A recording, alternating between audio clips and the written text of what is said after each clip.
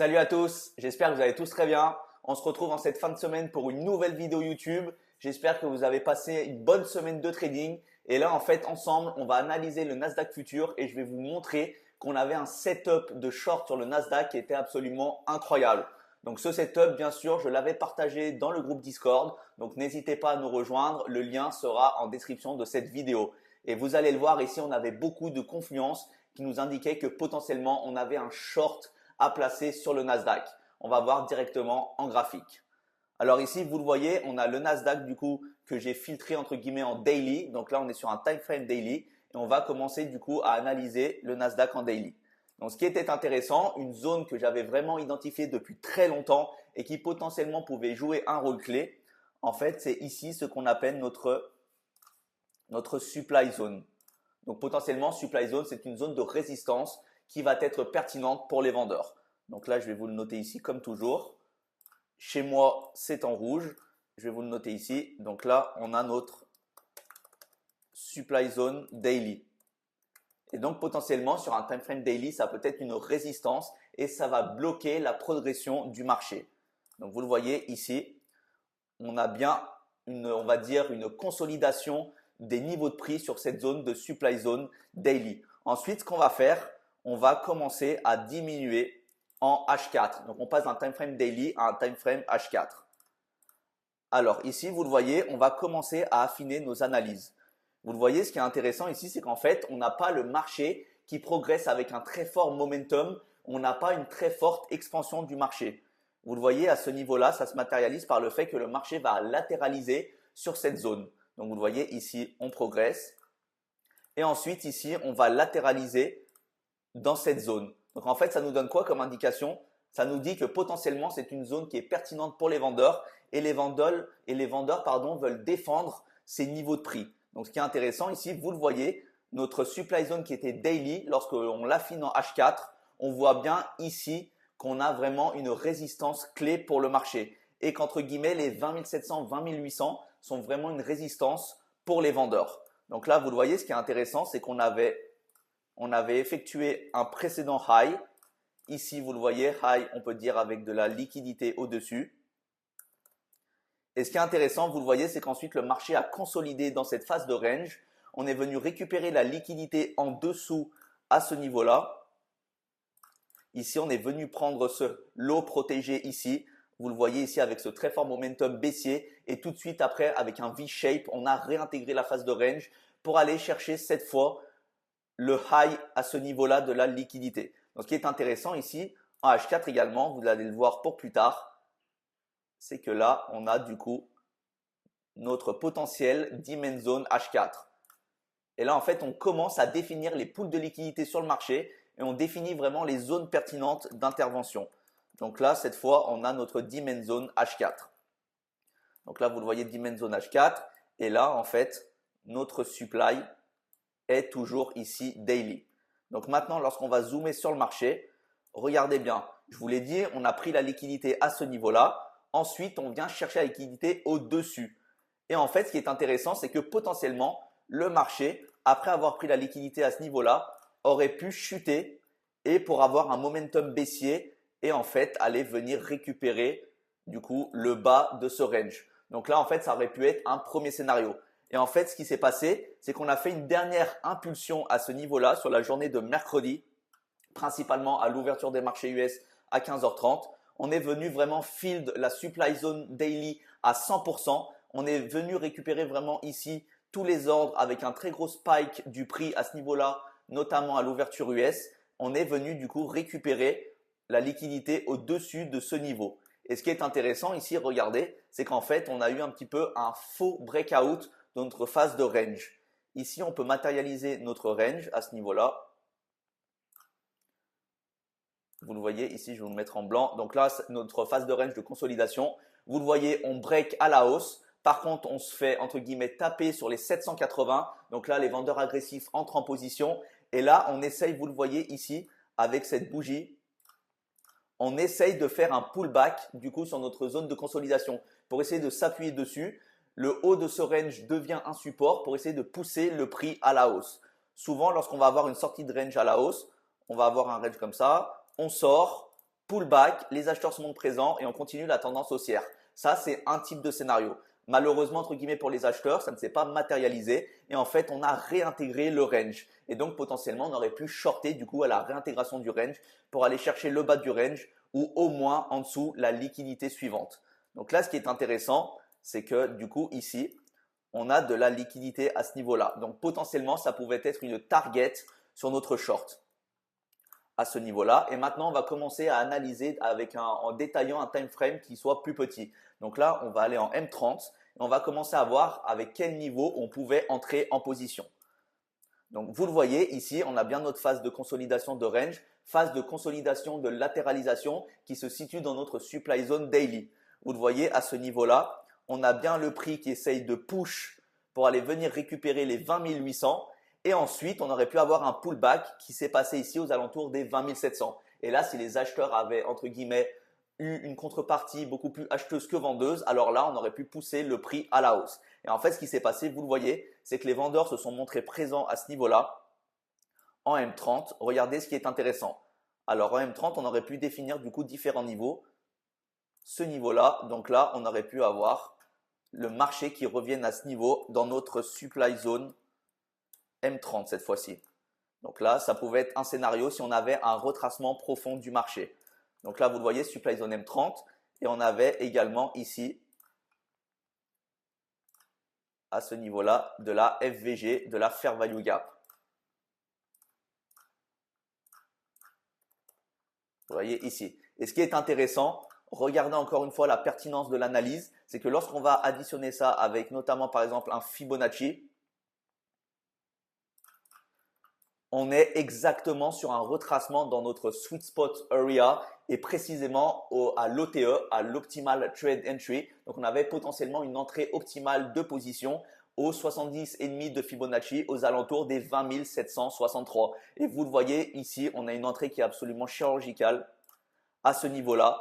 On n'a pas de drawdown sur le trade et ensuite le marché continue à baisser avec un très fort momentum. Donc là, vous le voyez, on avait une entrée en position qui était très intéressante. Donc ça pouvait être une première entrée en position qui se veut quelque peu agressive. Si vous vouliez attendre potentiellement plus de confluence, alors vous pouvez rentrer sur un deuxième niveau. Et ce deuxième niveau, il se situe par la suite. Alors ici, je vous ai dit, quand on va avoir une réintégration, on va potentiellement pouvoir shorter la réintégration dans cette phase de consolidation, dans cette phase de range. Donc si je vous le note ici, donc là par exemple, on a une phase de range. On peut tout à fait, ici, ce qui s'est passé, phase de consolidation. Là, on a un faux breakout. Le marché réintègre la phase de consolidation et là, on vient shorter du coup la réintégration dans le range. Et en fait, c'est ce qui s'est passé exactement ici. Donc là, par exemple, avec un short à ce niveau-là, on vient shorter ici. Ici et on vient du coup aller chercher plus bas. Donc là, ça peut être un premier scénario. Et en fait, c'est exactement ce qui s'est passé ici. Regardez, on avait une première entrée à ce niveau-là et regardez également ici. Alors là, vous le voyez en M30, on avait de la Fair Value Gap.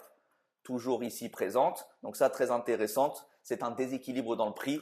Et vous le voyez maintenant, si on commence à utiliser également un Fibonacci de notre première entrée jusqu'ici, regardez encore une fois la pertinence des analyses. Ici, vraiment, on est sur un marché volatile qui est le Nasdaq.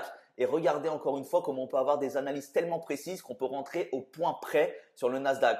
En tout cas, je ne sais pas s'il y a des personnes d'entre vous qui traitent le Nasdaq, mais vous comprenez que le Nasdaq est très compliqué. Et là, grâce à ces analyses, vous voyez vraiment qu'on a des entrées absolument chirurgicales telles des snipers. Vous le voyez ici, on a une entrée parfaite sur les 20 700. En plus de ça, chiffre psychologique. Et vous venez combler à 100%, on vient field à 100% notre Fair Value Gap M30. Et là, à partir de là, on a un très fort momentum baissier qui arrive. Et bien sûr, ici, on peut aller chercher et target le bas de ce range. Et c'est exactement ce qui s'est passé du coup sur la journée de mercredi, sur la fin de session et également sur la journée de jeudi. Donc, vous le voyez ici, on avait deux entrées absolument incroyables. Et ici, si par exemple, vous pouviez du coup shorter le marché, on avait une première entrée à ce niveau-là. Donc, vous le voyez ici, on va mettre un stop plus haut que le haut précédent. Et là, vous pouviez targeter potentiellement le bas de ce range. Donc, vous le voyez ici, vous avez un ratio risk-reward de 11. Donc, ici, vous le voyez, c'est absolument incroyable ici. vous alliez avoir un stop de 30 points sur le Nasdaq pour aller en chercher plus de 328. Donc, vous voyez ici, et le momentum baissier, bien sûr, nous a fortement aidé dans cette prise de position. Mais en tout cas, ici, c'était un très joli trade, vous le voyez. Et si vous rentriez également en position sur le deuxième niveau, donc on va dire un petit peu moins agressif, on attend vraiment un pullback dans notre phase de consolidation, alors vous pouviez rentrer ici. Là, on peut prendre par exemple le stop au-dessus du précédent high qui est protégé. Et là, vous pouviez aller chercher également ici le bas de ce range avec un ratio de 4. Donc, vous le voyez ici, on va dire c'est un petit peu moins agressif. Par contre, vous aviez une entrée en position qui était forcément avec un ratio risk-reward très intéressant également. Et ce qui est intéressant ici, c'est que lorsque vous allez, entre guillemets, placer votre TP, votre take profit, ce qui est intéressant, c'est d'analyser ce qu'il se passe. Regardez ici, je vous avais annoncé qu'on avait notre Demand Zone H4. Et regardez, ce qui est intéressant, c'est qu'on va pouvoir l'affiner. Donc, vous le voyez, à ce niveau-là, on a ici les highs qui sont protégés. Donc, quelle est la dernière bougie baissière qui vient breaker ce momentum? C'est ici. Et ensuite, on avait également, à ce niveau-là, notre Fair Value Gap. Et donc, maintenant, ce qui est intéressant, c'est qu'on va dire sur du day trading, ou on va dire un petit peu plus long terme du swing, on pouvait target notre FVG et également notre Demand Zone qui, cette fois, est devenu M30. Et ce qui est intéressant ici, regardez encore une fois la précision des analyses. En fait, on pouvait targeter la prise de liquidité en dessous de ce précédent low aux alentours des 20 083 et potentiellement, on pouvait s'attendre à avoir une réaction des acheteurs dans notre Demand Zone. Donc là, si vous étiez absolument chirurgical, vous auriez pu prendre un TP, un take profit, on va dire, à la confluence de notre Fair Value Gap et à l'entrée de notre Demand Zone M30. Donc, vous aviez potentiellement ici une prise, on va dire, de profit aux alentours des 20 023. Et vous voyez qu'encore une fois, ici, le marché a tout de suite répondu de manière agressive. On a les acheteurs qui se sont manifestés, notamment sur la session de vendredi. Mais vous le voyez ici, du coup, si vous faisiez du trend following, regardez ce qui est intéressant, c'est que du coup, avec votre short sur ce premier niveau, vous alliez chercher, pourquoi pas, target, le pool de liquidité suivant et notre demand à 20 020. Là, du coup, vous alliez risquer au-dessus. Donc, vous risquez 30 points pour aller chercher plus de 700 points. Donc, vous voyez ici, c'était absolument un trade incroyable. Et si vous aviez l'entrée en position sur ce deuxième niveau, Fair Value Gap à ce niveau-là, la réintégration de la phase de range à ce niveau-là, en M30. Et là, eh bien, vous aviez du coup un ratio risk-reward de 8. Donc, vous aviez un risque de 1 et vous alliez chercher 8 fois ce risque. Et encore une fois, ici, vous voyez la pertinence des analyses et vous faites du trend following et vous accompagnez le marché quand vous avez un momentum. Alors maintenant, pour les gens ou pour les personnes qui utilisent un trading stop, ce qui aurait été intéressant, par exemple, c'est de suivre son trade et manager son trade. Donc là, par exemple, vous entrez en position, on va dire, sur le deuxième à ce niveau-là. Et là, ce qui va se passer, c'est que vous allez target dans un premier temps ce niveau-là. Ensuite, on vient le breaker. Et là, vous pouvez faire du trend following. Là, vous le breakez avec cette bougie ici. Donc là, vous mettez votre stop suiveur à ce niveau-là. Ensuite, le marché continue à baisser. Là, vous le mettez à ce niveau-là. Et en fait, si jamais on a un spike du prix à la hausse et les marchés se retournent, alors vous sortirez quand même en gain. Ensuite, ici, le marché continue à baisser agressivement. Là, on se met ici. Potentiellement, on est sur le bas du range. On aurait pu avoir un retour et repartir, on va dire, sur les 20 600. Là, ça ne s'est pas passé. On a eu un momentum baissier. Vous voyez, on a breaké à ce niveau-là. Et en fait, ici, vous le voyez, on va dire cette phase où on avait les acheteurs à ce niveau-là avec cette bougie. Les acheteurs, maintenant, sont devenus, on va dire, une zone de vente. Ensuite, on a vendu ce niveau-là. Donc, ce qui est intéressant, c'est que maintenant, on se plaçait ici. Donc là, on a un trend following, on a un stop suiveur qui est à 20 400. Donc là, vous le voyez, je vous le rappelle, on est rentré aux alentours des 20 700. Donc vous avez déjà 300 points de gain sur le Nasdaq. Ensuite, ici, on va commencer à manager le trade de manière plus agressive. Pourquoi? Parce qu'on est sur une Demand Zone M30 qui potentiellement pouvait réagir. Donc là, vous le voyez à ce niveau-là, on a une phase de consolidation. Comment elle se matérialise cette phase de consolidation? En fait, vous avez vraiment, on va dire, un combat du prix dans cette zone. Donc là, vous voyez vraiment que les acheteurs et les vendeurs se battent sur ce prix et que potentiellement, on va pouvoir avoir une sortie à la hausse, comme il s'est passé notamment à 15h et 15h30 sur la session de vendredi. Donc là, potentiellement, de manière agressive, vous pouvez manager votre trade en plaçant votre stop suiveur à ce niveau-là, sur le dernier high à ce niveau-là. Et vous sortiez ici en trade en gain à 20 135. Bien sûr, vous avez un petit peu de manque à gagner, vous avez de l'ordre de 120 points de manque à gagner, mais bien sûr, en tradant, on ne saura jamais à quel niveau précis va s'arrêter le marché. Et donc là, vous seriez sorti entre guillemets à ce niveau des 20 135. Et en ce qui concerne le ratio de risque-reward, si vous étiez entré en short sur le deuxième niveau, du coup, vous seriez sorti en stop suiveur à ce niveau-là.